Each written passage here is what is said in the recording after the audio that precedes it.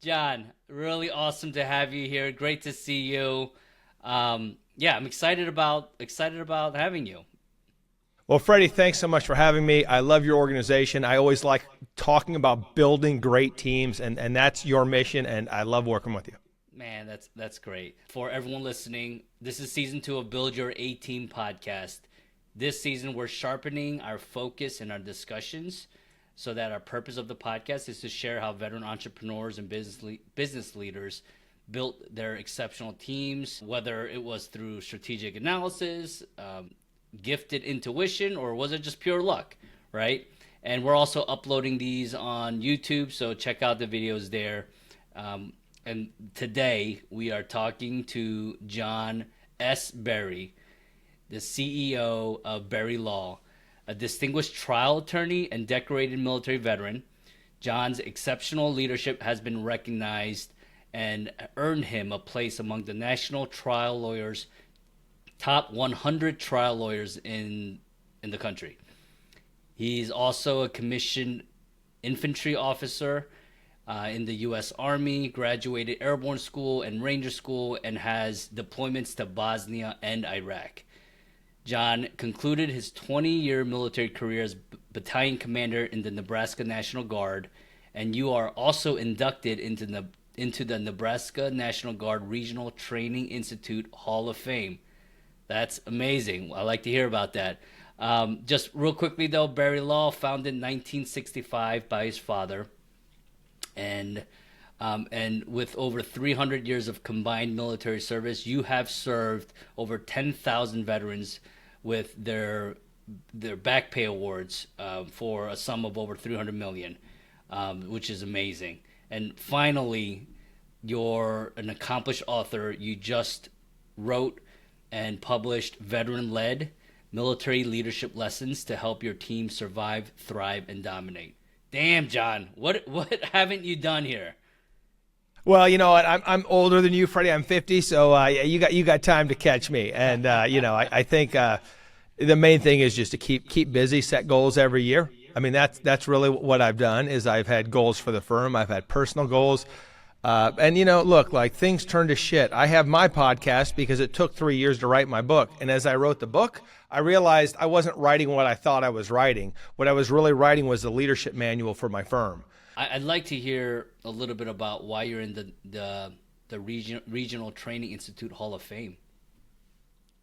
So, I think back to when I was happiest. And as you know, my active duty time was only about initially 3 years. I got to Bosnia in '99 when we were bombing Kosovo. I thought it was going to blow up. And we're getting ready to roll the Bradleys across the Drina River. And then, hey, no, this is peacekeeping mission. So I got out and went to law school. I thought nothing's going to happen, and the National Guard paid for my tuition assistance, and I was a company commander. And I was then next thing I know, I'm a young lawyer running a law firm, a company commander in the Guard, struggling, working 80 hours a week. And I go to my commander and I'm like, sir, I can't do all this. I think I need to resign my commission. And he says, well, Barry, I got good news for you. You don't have to do it all. You're taking your company to Iraq. You're going to command your company in Iraq. So that's I ended up going to Iraq as a company commander. Had a good time. Came back and then began to practice law. Stayed in the Guard, and I got a lot of great staff and leadership positions. I mean, being on division staff, I had 2 company commands, and then eventually battalion command. And I learned so much. But what I also learned was that I would have some really bad times as a trial lawyer, lost some big cases, running the business, running into times where I couldn't meet payroll, just really tough times. And I always had those guys in the Guard that would, some of those senior officers that were pretty successful that would say, hey, you know how to lead. Like, this is not much different than the stuff you were doing as a lieutenant. And then I thought back to when I was happiest, and that was being that young second lieutenant showing up at Fort Hood at 0530 where my NCOs wanted to smoke me. It's just so much camaraderie, being part of a championship team. I said, that's what I want to build. So then when I went over and started running the Officer Warrant Officer candidate, I said, like, hey, we're going to stop doing all the stupid shit. No more hazing. No, I want the top grades. I want to win all the streamers at the regional events, so we focused on ruck marches, PT. We trained for the test. And if it wasn't going to get us results, we didn't do it. And so for me, it was like I looked at like the whole training schedule, and I'm like, we're not doing this. And now keep in mind, it's pretty regimented, so you have to do like there's a lot of requirements. But as I went through it, I was like, wait a minute, you want to smoke these guys? That's no problem. We can smoke these candidates all day, but you're going to spend 50 minutes in the classroom, and then during their restroom break, we'll smoke them for 10 minutes. They'll still get smoked all day long, but we don't need to go do flutter kicks for an hour, man. Yeah. We can smoke them in 10 minutes. So I wanted to be hyper efficient. So we won, we were Institution of Excellence. We would win almost every the streamers when we would go to the other big regional events like in Kansas. And yeah, so when I retired, they said, well, would you come back? I said, yeah, I'm going to come back next year when you put me in the Hall of Fame. I told them I want to be in the Hall of Fame, right? So, nice. So that's how I got there. But I'm very proud of that because of all the candidates that I developed, and it really launched, I think, my legal career. And I want to develop lawyers. I want to develop champions, killers. I mean, think about it. We raised our hand to support and defend the Constitution of the United States.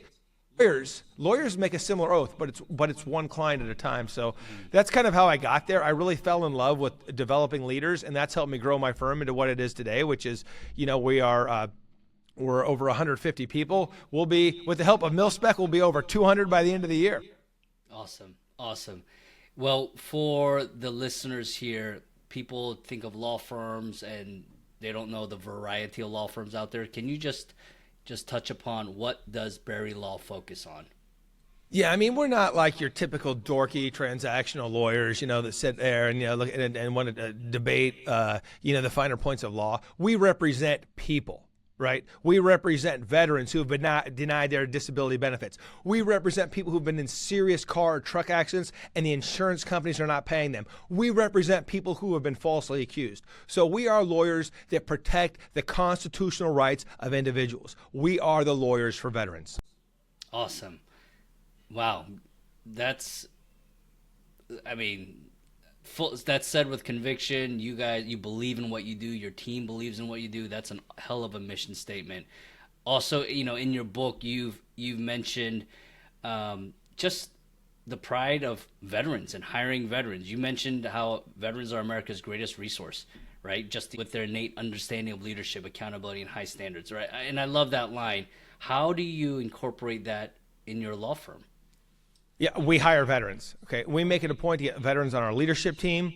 It's kind of funny. We have policy memos. I'm like, no. These need to look like the ones in the arms room. Like they need to all be, dressed right. I mean, we've taken that culture and built it into something where if I can bring you onto my team, Freddie, I believe that brand is the base, and you can build culture on the brand. So if you know who you are and who your organization is, then you can build the culture on it. But if you have the people who served in the military, that less than 1% who actually cared about something other than themselves, who actually cared about protecting freedom and maybe doing something worthwhile to help another human being, you bring them into your organization, holy shit, the game changes. All of a sudden, you've got people who want to do right. And so when clients come to us and say, John, Berry Law, please help me, they know they're getting somebody who has actually helped somebody, stood for a cause, and was willing to fight and die for it. So for us, look, we're all about supporting and defending the Constitution. That is part of our culture. And if I can get veterans, they already understand that. Now, some of these lawyers, they come in from these law schools, they're fuzzy-headed, they're idealists, and they think it's all about them. They went from kindergarten through JD. They never served in the military. They never served anybody. A lot of those guys don't assimilate, right? It's all about them. Me. No. The law, right? We are a nation of laws, not a nation of men. And when we start thinking about that, then we have to understand that those laws are there to protect our citizens. Our laws are there not for our government, but to protect us from our government. They're not there to, yes, they're there to protect our ability to have corporations, and business is great. And believe me, I'm pro-business, right? But we also need to protect the rights of the individual. Right. So what we do is important, and we need people on our team who believe in that. And veterans believe that because they've stood up for it. They've fought for it. We've all sacrificed for it. And so for me, I need to get more, I can't have enough veterans on my team. Now, that being said, I know there's a question that you threw in there. Well, what are the wrong hires? Well, guess what?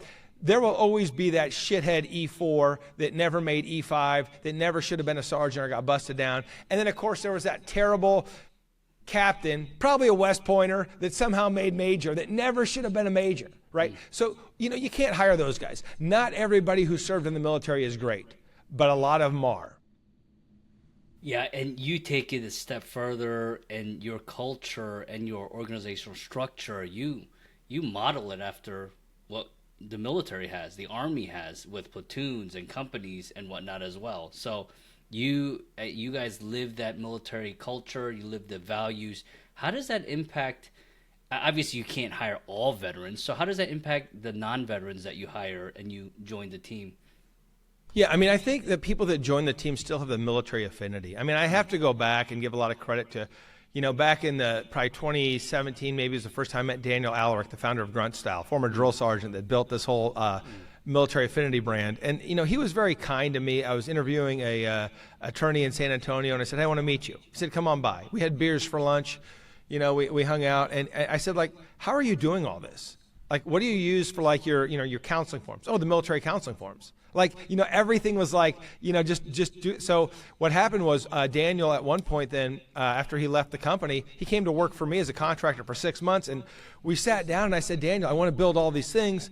And he looked me in the eyes and said, John, man, it's your company. No one will want this vision more than you.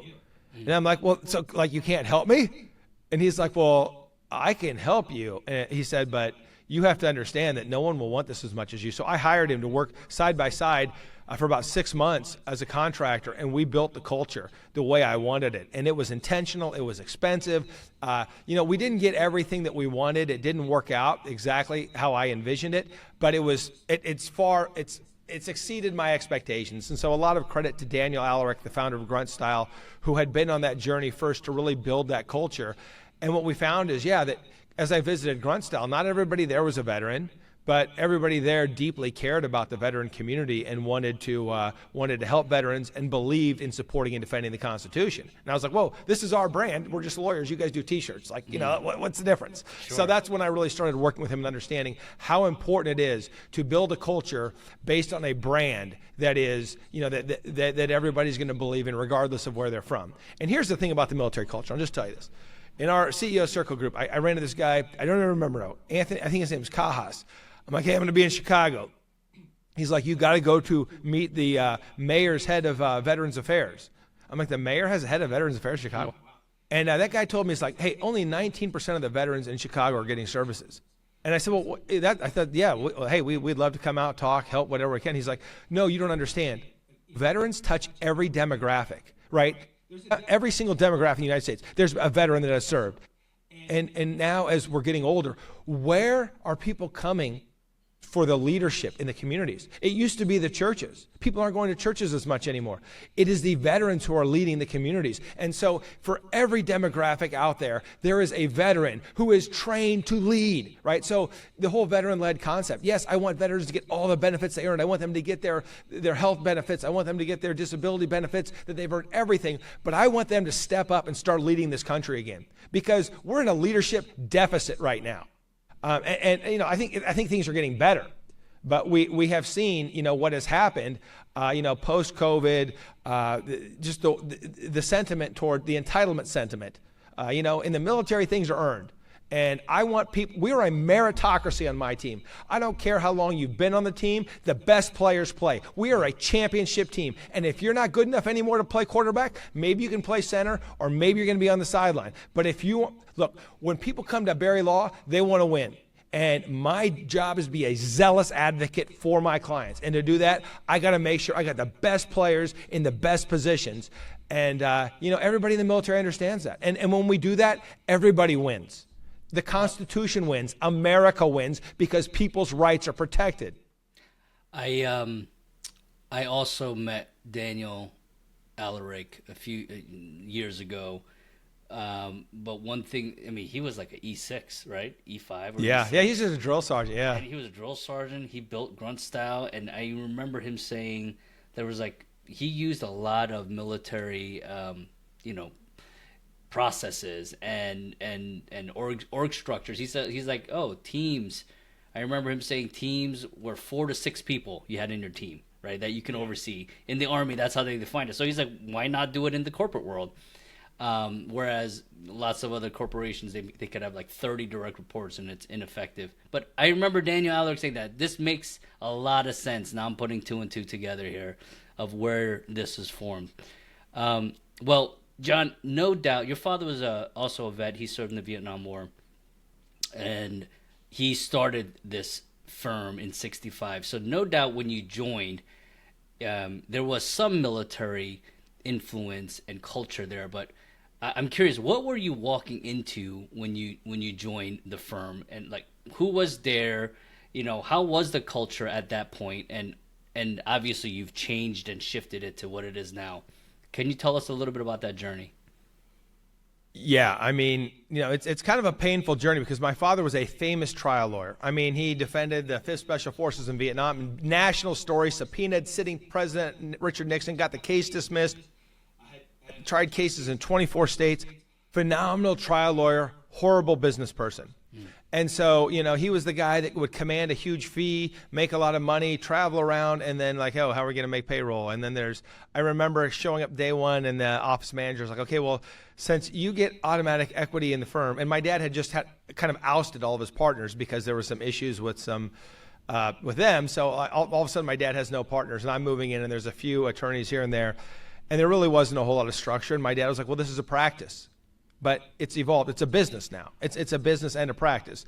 And so, you know, I mean, yeah, there's nothing worse than, you know, not knowing if you're going to make payroll, being in debt, having bad debt. Sometimes there's good debt, I've learned.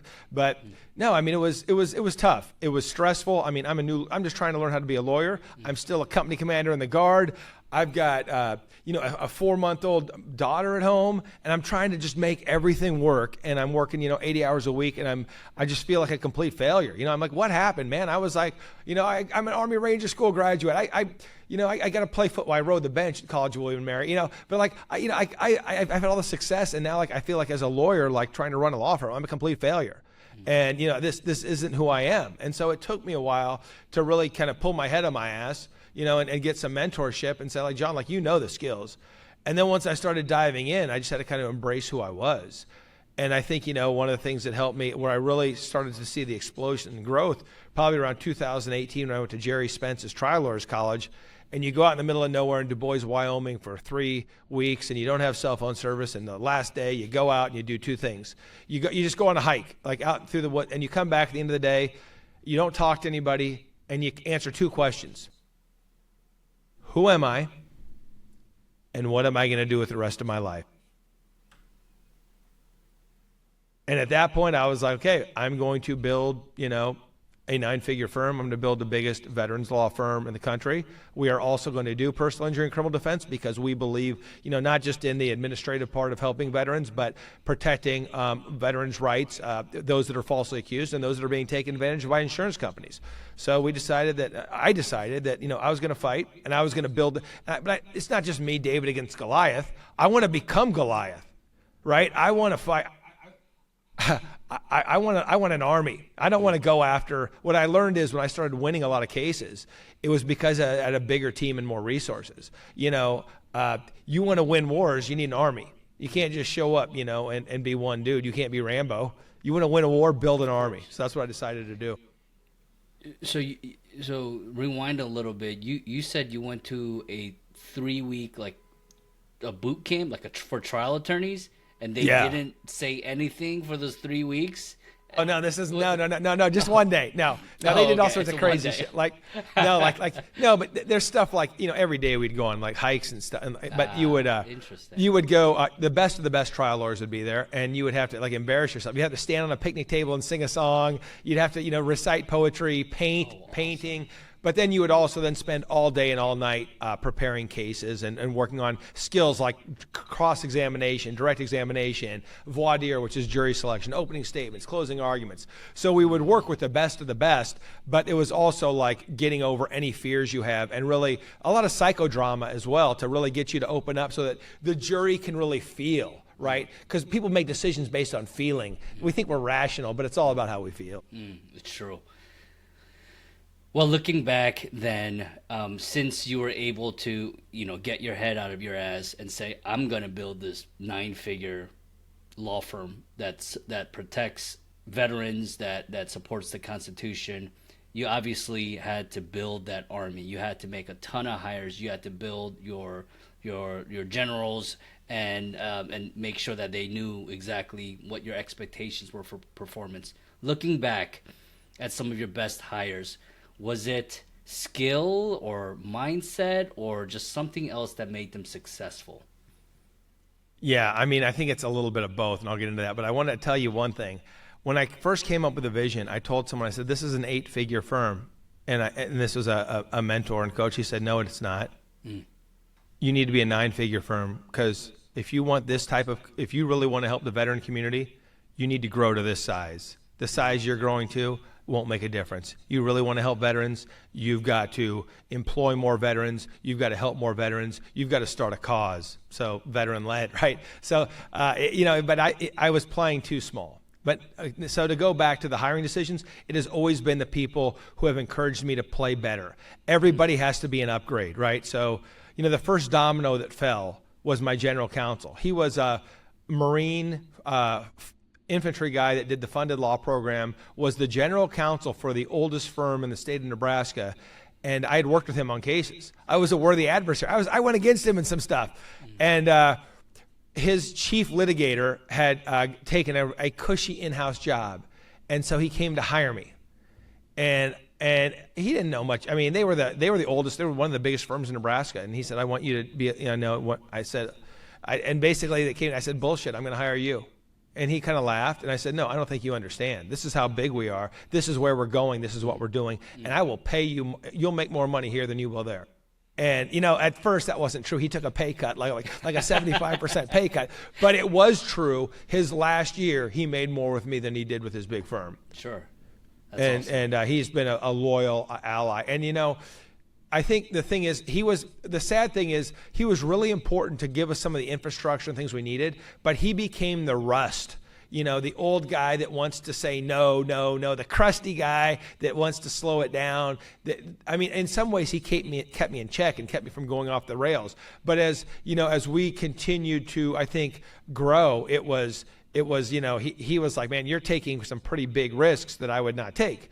And I would advise you not to take those risks. I'd say, well, is it unethical? No. Is it illegal? No, but it's still risky. Okay, well, I can live with risk. As long as it's legal, as long as it's ethical, I'm gonna do it. And so, it was, I think, he did some great things. And then once I hired him and people knew that I had a star on my team, like that was my first lucky general, then they all started following. Then I was able to get my chief information officer. Then I was able to get my head of trial practice. And I was able to get a great chief operating officer and a CMO. Once I had that first domino fall and people knew like, oh shit, they got a heavy hitter on their team, it was easy to get more. That's really cool. Everyone believed that you're deserving of that awesome talent, so they wanted to join. They wanted to be on a winning team. Do you feel like when you were trying to select the right people, did you use a data-driven selection process, or did you rely on your gut? It's both. I'm not a big, when I went through the battalion command pre-course at Leavenworth, I did all the personality tests. I don't put a lot of weight in those, because as I gave those to my team, I found that someone may lean toward being a high fact finder, but they're lazy. So even though they're inclined to find facts, they're not finding facts. So I really look at like performance. Like, I don't care whether you're an introvert, extrovert. It doesn't matter to me. Like, or how I get it, like how you learn and how it's easier for you to learn, and how you may interact in a group setting, and what the culture of the group may affect things. But if you're with a bunch of winners, nobody cares. You know what's the saying? Nobody cares, try harder. Yeah. I mean, when you're part of a team, does it matter? Like, Freddie, you and I were probably different in many ways, but man, I like working with you because I know you're going to dig in and do it, and I am too. And we may butt heads. We don't always get along, but I respect you because I know you're going to get shit done. Like, I know that Freddie says he's going to do it, he's going to do it. Now, I really don't know what your Colby personality is. I don't give a shit. All I know is I know Freddie Kim will get it done for me, and I trust him. That's all I need to know. I don't need to know whether you're a high D, a high I, the disc profile. Sure. All that stuff. I mean, it's great to know, and it's great, I think, with maybe more sensitive people and getting to know people and assimilate them onto your team. But if you say, hey, we're a strong military culture, when I say drop, you drop, what's up? Like, what else do we need to talk about? You understand that this is your mission. I entrust you to complete the mission. I expect you to complete the mission to standard. I've given you the task conditions and standards. Does it matter how you learn or how you think or how you feel? Maybe, but I don't care. All I care about is results. See, leaders get results. And that's all I care about. I don't need to know why. I don't need to know why Freddie Kim is great. I just need 10 Freddie Kims. That's all I know. So you actually just wait and you see what kind of results that hire brings, right? And if that doesn't, I mean, how long does it typically take you to understand that, to see that, you think? I mean, one of the advantages back when I used to try a lot of cases, I would try a case with other lawyers, and I would see, this guy's got it. This guy has just got it, and I would want to hire him. With people that you haven't really seen in action, it can take months. You don't know till they've been tested. It's like everybody will tell you that they're a star. Okay, everybody will tell you they score 300 on the APFT. Go take the APFT. Like, the problem is the proof is always in the action. It's never in what they tell you. It's never what's in their resume. Yeah. I always like to, when people give me references, I always say, okay, now who are the people that are not your references? And then I talk to the people who are not the references. When I talk to vendors, hey, who fired you? Why did they fire you? If they've never been fired, I'm like, well, you have no experience then, Or do you see the pattern why you're being fired? What are you doing to change that? I mean, if you'll have a deep conversation with me about your problems, and it shows me you can reflect and fix those, then I'm a little bit more interested. But man, I mean, I think you got to try it before you buy it. Make everybody try out. Sure. Now I know there are some people that say, well, I'm too good to try out. I would say, where I've made the biggest mistakes is not making people try out for the team, and giving them positions of authority. And I've really screwed over my team that way, because what I find is they're low performers, and everybody else, it's the emperor has no clothes. People don't want to tell me, hey, John, you just hired somebody who was incompetent. They're like, hey, John, we don't want to be like disloyal. Like, I know you're smart, and I know you wouldn't hire an idiot. Well, guess what? I did. I'm sorry. I screwed you guys. I'm the Blue Falcon here because I made a bad decision. And look, we're human, I love to make data-based decisions, but the data doesn't tell you everything. It's between data and guts, and I think it's that Colin Powell, the 70-40 rule. Like, you're going to make a decision somewhere in between there about a person, and you may be right and you may be wrong.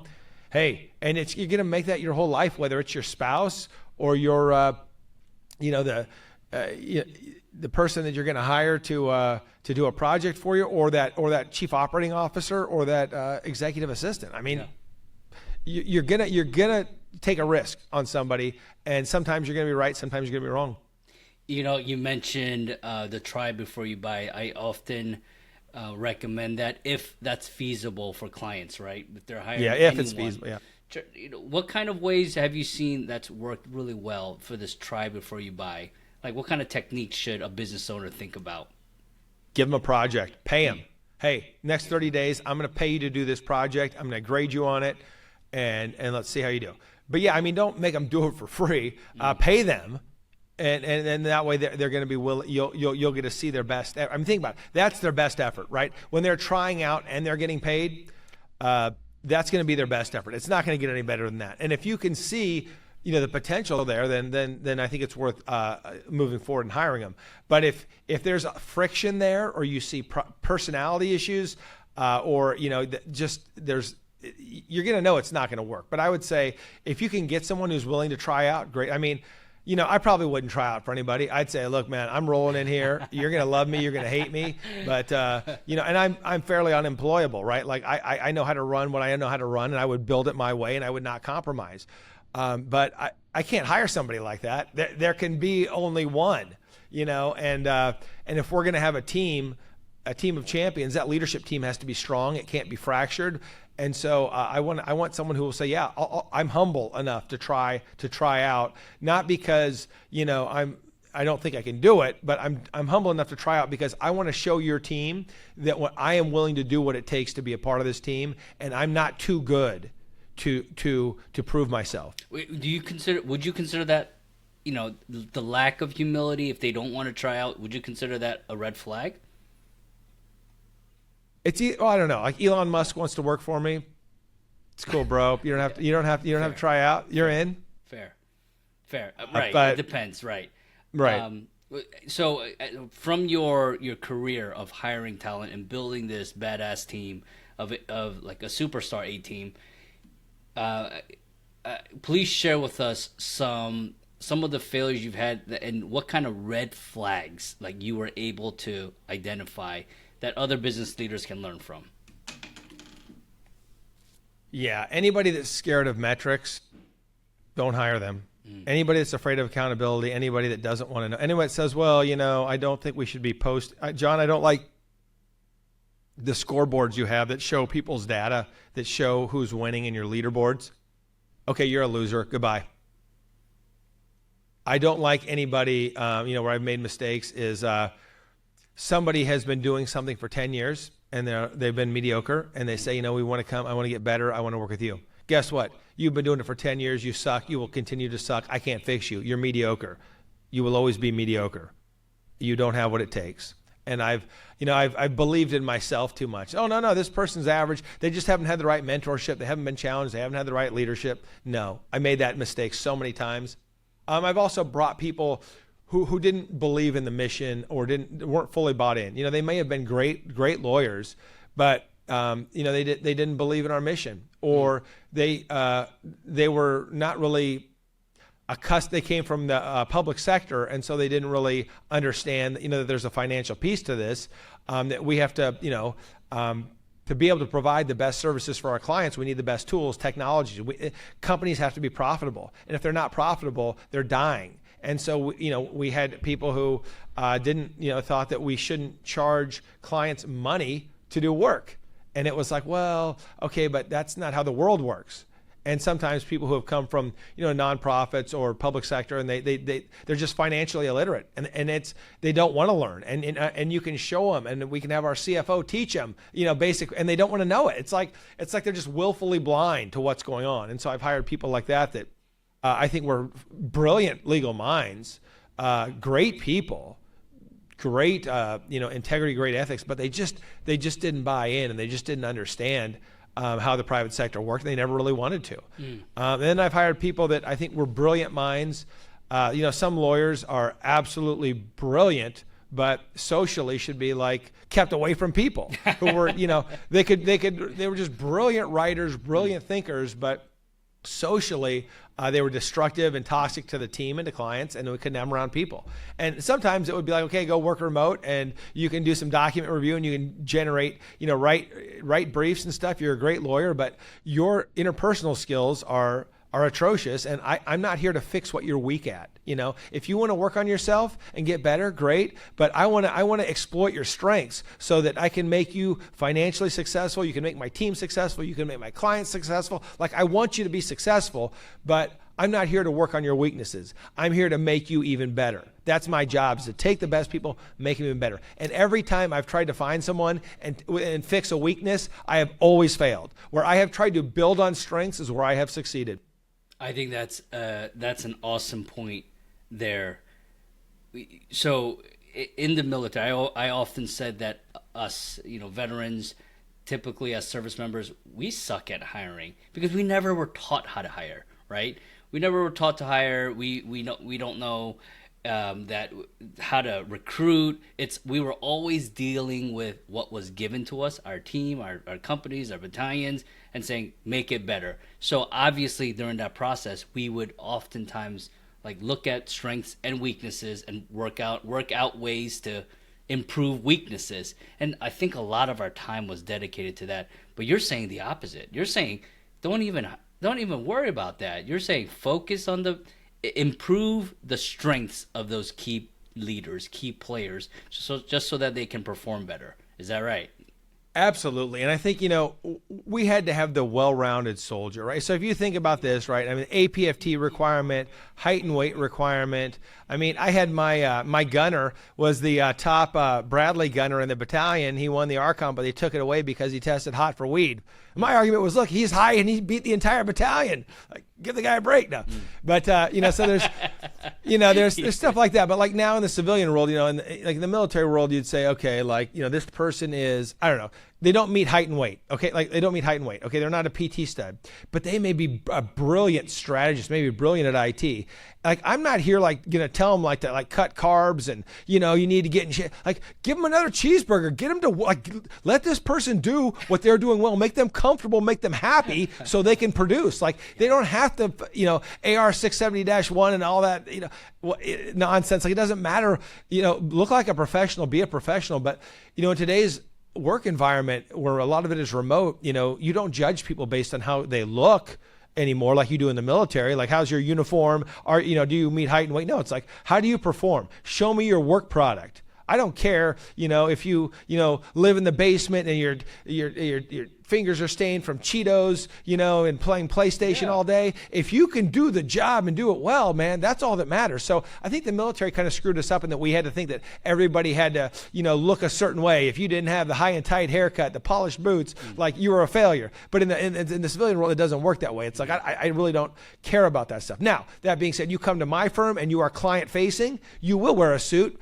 You will look like a professional. You will look like a lawyer. I don't like these lawyers show up wearing, cargo shorts, flip-flops, smelling like Panama City, No. You want a lawyer, you're going to get someone who looks like a lawyer. Yeah. But even within a law firm, there are different functions, right? So my IT function, my marketing function, they may have different personalities. They may look different. They may be different. That's diversity. Diversity is great for growth. And so we need to champion diversity, and we need to have diverse opinions, but it all needs to come back to greatness. So you can be diverse, but have one great standard. Does that make sense? And I think where the Army kind of confused us or the military was like, well, everybody has to look the same, be the same, meet all these same standards. But no, the truth is, like, the more diverse your workforce can be, as long as everybody's chasing excellence, you'll get there. You don't all have to wear the same uniform. Yeah, you're right. And that's essentially the A team. I mean, back in when I was, ODA commander, it was everyone had their MOS. And some of them were good at logistics, and some of them were good at demo calculations, and others are better at their strengths, which was like medical survival and trauma. So everyone had their focus, and as long as they were good at that, they made the team great. So I love that. I want to talk a little bit about just intentionally creating the culture of your team. Now, your book, it focuses a lot on that. It focuses a lot on just like making the team better, developing high-performing team members, developing that awesome team culture. You talk a lot about the scorecards and accountability. You talk about feedback being a gift. But there was one part that I thought was very interesting, where you said you were advising to strike a balance between being highly competitive and deeply caring for your team members, right? So there's a balance between that competition and care. How you're an intense guy, John. You're mission focused. How do you show care of your team members throughout your firm? Well, first you have to challenge, not coddle. Coddling is not caring. You have to be kind, not nice. You have to tell people when things are wrong. But if you want to see love, come to one of my staff meetings. And love is loud and aggressive, and I care. Like, I care. I want you to be successful, and I will accept nothing less than your absolute best. And I want you to come home at night and know, when you look at your family, know that you gave everything to be successful so that they could have a better future. My job is to build a bigger, better future for every single team member. So I show them love by being hard. And in fact, the time to be scared is when I'm really nice to you, because you're probably dead in my eyes. It's like, I can't do anything else to help you. I'm sorry. Like, I failed. Like, I can't make you great, you know? But if I want you on my team and I think you have potential, I'm going to push you to reach that potential. And that is my moral obligation as your leader, as the leader of this organization, is to get us to our goal. Leaders get results. And if I'm going to lead you, Freddie Kim, I'm going to know all your goals, and I'm going to push you till you achieve those goals, whether you like me or not. And you may quit, you may hate me, but in the end, you will never say, I went there and nobody pushed me, nobody tried to make me better. You will leave the organization knowing, it's kind of like Ranger School. You know, not everybody makes it, but everybody knows that they gave it their all. Well, some LOM, lack of motivation, but for the most part, you know, I want to give people the dignity of knowing that they came to a place where someone cared enough about them to push them to be their best. Because guess what's going to happen, Freddie? You know, loved ones are going to die. Relationships are going to fall apart. You're going to lose money. You're going to lose friends. Bad things are going to happen. Everything can be taken away from you. But what cannot be taken away is your accomplishments and I think your personal growth. And so for me, that's what I want to give. And that's what I give of myself every single day. I come in hot, I come in hard, and I am belligerent and unapologetic about it. I want you to be even better. That's my mission. And if I do that, then I am good with God. If not, then I have failed you and I failed the team. Woo! I love it, John. That is tough love. You dish out, your care is tough love. And you give feedback, you give expectations, you give direction to help people grow. That's really refreshing to hear. That's really refreshing to hear. I oftentimes find, you know, myself as I'm going through the journey, unfortunately I coddle too much sometimes. I coddle, I rationalize, I go, oh, okay, it's okay. They were, you know, I have convinced myself, and I think a lot of veterans fall into this. When they get out, they're like, I have to be a civilian now. And they redefine their identity, and now they're like the softer, kinder, civilianized, you know, former action guy, right? And then it's ineffective. But I love to see that you've cracked that code in your firm, and you're empowering people by that tough, direct love. It's okay to go back to that primal, you know, like savage nature that you were in the military. That's what made you successful. And when you can do that too, you can also reflect and say, you know what, I screwed up. It's easier when you know you're going all in and being who you are to say, you know what, I've made some mistakes, and admit those mistakes, because you have an inner strength of knowing your own power, right? To know that I am who I am, and I am proud of who I am, and I know that I'm going to make mistakes. I'm going to own those mistakes, but I'm going to be who I am, because I know that if I have the courage to be who I am, my lawyers will have the courage to be who they are in court. And this is how we connect with juries and jurors, is to say, look, it's human to human, right? This is we are having a human connection. And if I can't be my authentic self to you, to my team, I can't be it out in public or to jurors, and people won't trust me. People want to see who you really are. They want to see you. They want to see warts and all. Yeah. And so, yeah, I mean, there are parts of me, obviously, that are probably not that desirable. But at the end of the day, like, I care, and that comes through. And I think that's the most important thing you can do as a leader, is be authentic. And if it is being softer and softer-handed and coddling more, and that's who you are and that's your nature, then be that person. I'm just not going to be that person. And I'm not going to give you a hug. Because you probably broke your clavicle somewhere. Yeah, well, no, I'll give you a knife hand instead, yeah. Yeah. You and I are no strangers to admitting that we've made mistakes. I say that all the time. I've made a ton of hiring mistakes. I've screwed up quite a bit. Where do you see business owners go wrong when they're hiring?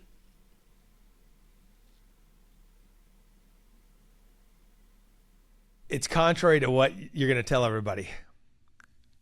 Look, the best people already have jobs. Go poach them, and when I say poach them, don't just like show up at their place. Like, stalk these guys. I mean, for years. I mean, go to lunch with them once a quarter, once a month. Figure out what's going on in their lives. Get to know everything about them. Follow their careers. There will be a moment of weakness where they will be unhappy with their employer or their life or their spouse. That's where the ambush happens. That's where you show them the bigger, better future. So for me, it's like I don't really worry about like a lot. Like for the best people that I hire, I don't worry about like the interview process and all that other stuff. It's like I've been watching them. I've been watching them from afar. I've been stalking them. I know I want them on the team. I drop bit. I mean, I'm very strategic about it. Hey, here's what's going on with our company. Hey, come to this party. Hey, come out for a drink. Come out for dinner. Hey, we got this new hire. I'd love for you to meet this person. And I'm just dripping. It's my own like drip campaign, and I'm reaching out to them, maybe on social media, whatever. And I'm waiting. And I'm a predator, man. I'm going to come in there, and as soon as there is a moment of weakness and they are unhappy in their organization, I'm going to come snatch them up. And we're not going to do any personality tests. We're not going to do any. We're going to do. You got to do an employment form and some other, HR stuff. But I'm going to come in. I'm going to take them. And where I haven't done that, I've regretted it. I've lost some pretty important candidates. Now that being said, it's also blown up in my face. So don't think that I have all the right answers.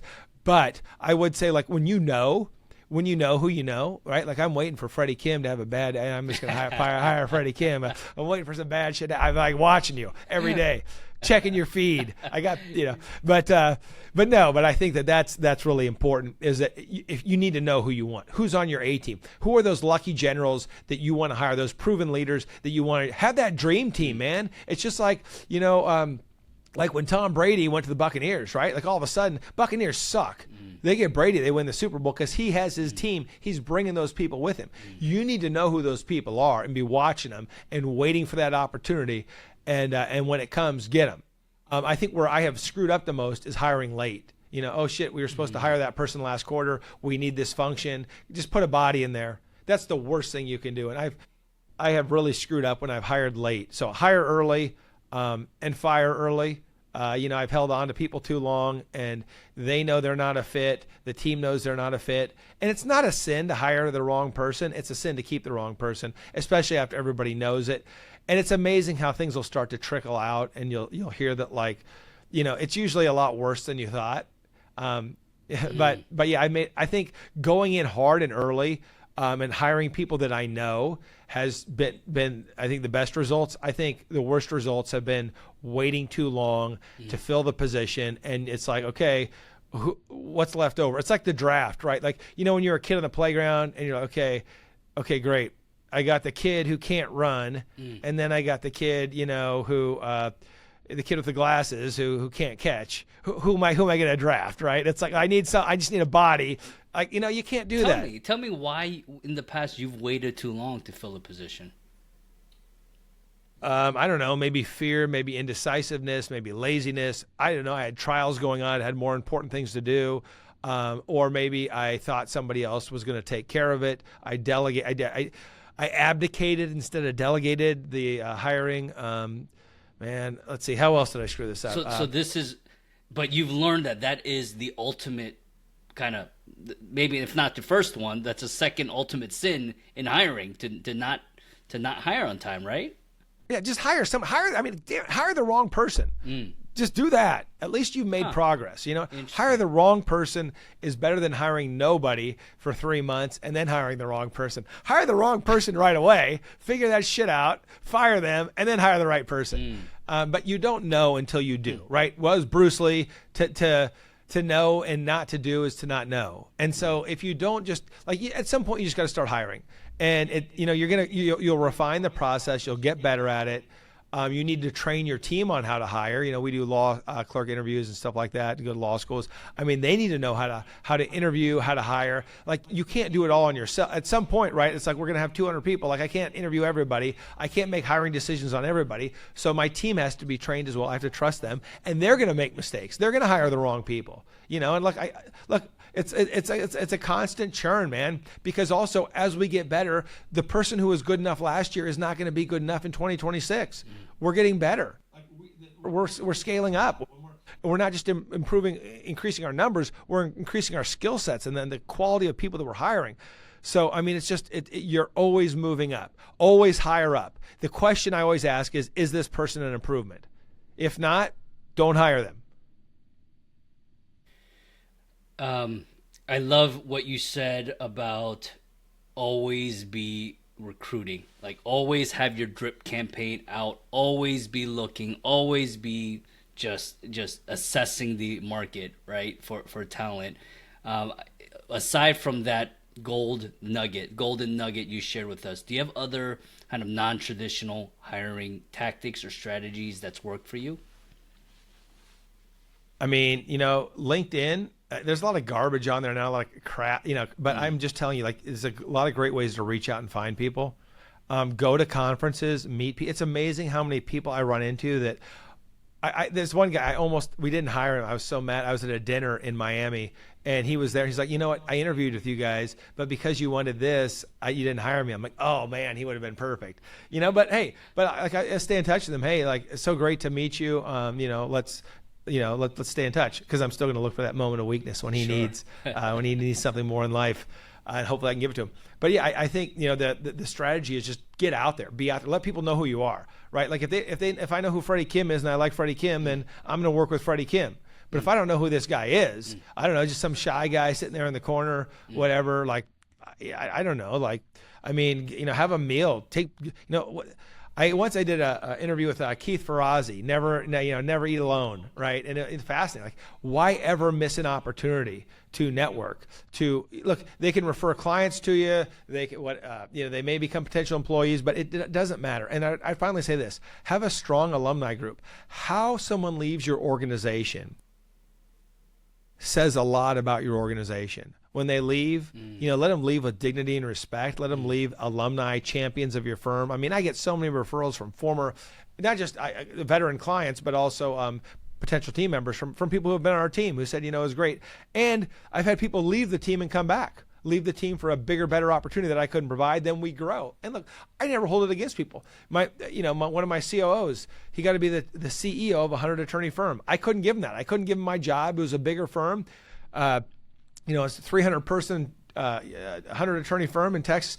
I'm proud of him. Like, I'm proud of that. And you know what? We worked together on a different project, and we've referred business back and forth. Awesome. And he's referred people to me. So it's relationships. Keep those relationships and be true to who you are. Like I said, I mean, probably Freddie's probably like, if he meets somebody that's, he may say like somebody who needs to be around someone like me, I'm sure you're going to send them to me, because you're going to be like, well, you need to be around someone who's high energy, who's going places. Go be with John. You want to go work in the library, man, I got somebody else for you. Like, but that's just not me. Like, exactly. So the more people know you, the more they can make that connection and say, you know what, I think this would be a good fit.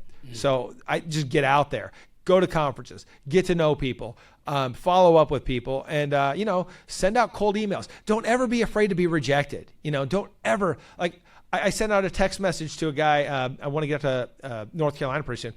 He didn't respond, but he's busy. Like, I don't take that personally. Like, maybe he's going to respond to me tomorrow, or maybe I'll reach out again. Hey man, sorry I missed you, whatever. But don't be afraid, man. Don't be afraid of rejection.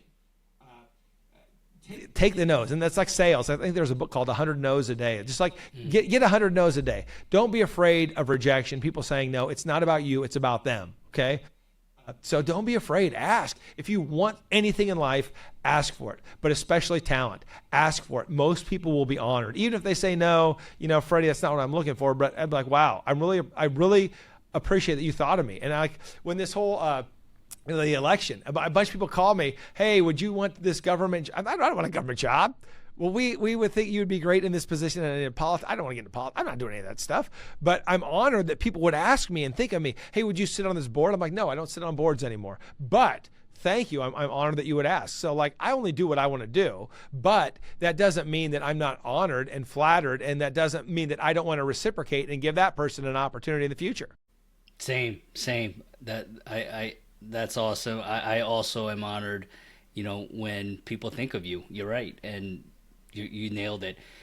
We're running a little bit short here. I want to ask you a couple more things, but one is for people who haven't read your book. Obviously, your book shares a lot about leading, about building, about, setting things straight, what's a big, like, what could be one big takeaway you want the reader to have after reading your book?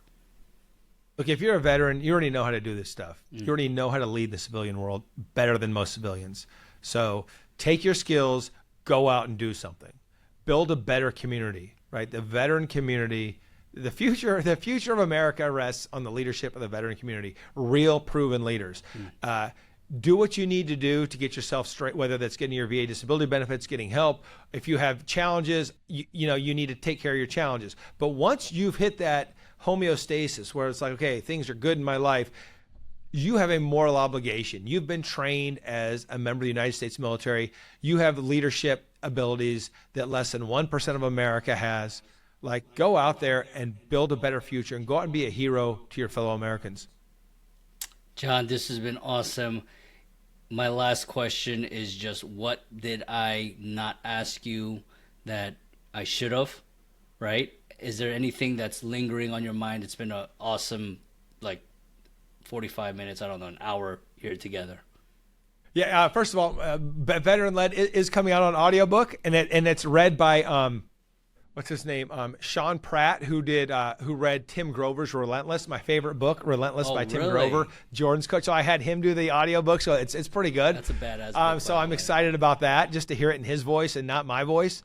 But the main thing is this. I would say that,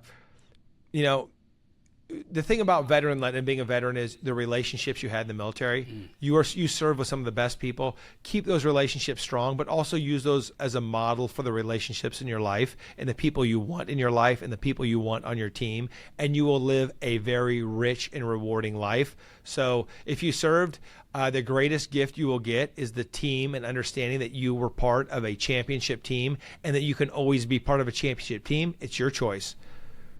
So make that decision, be a hero to your fellow veterans, and give back and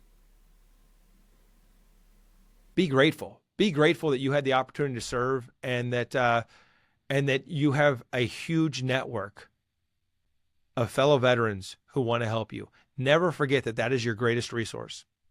John, thank you so much. And for our listeners out there, now go build your A-team. Thank you.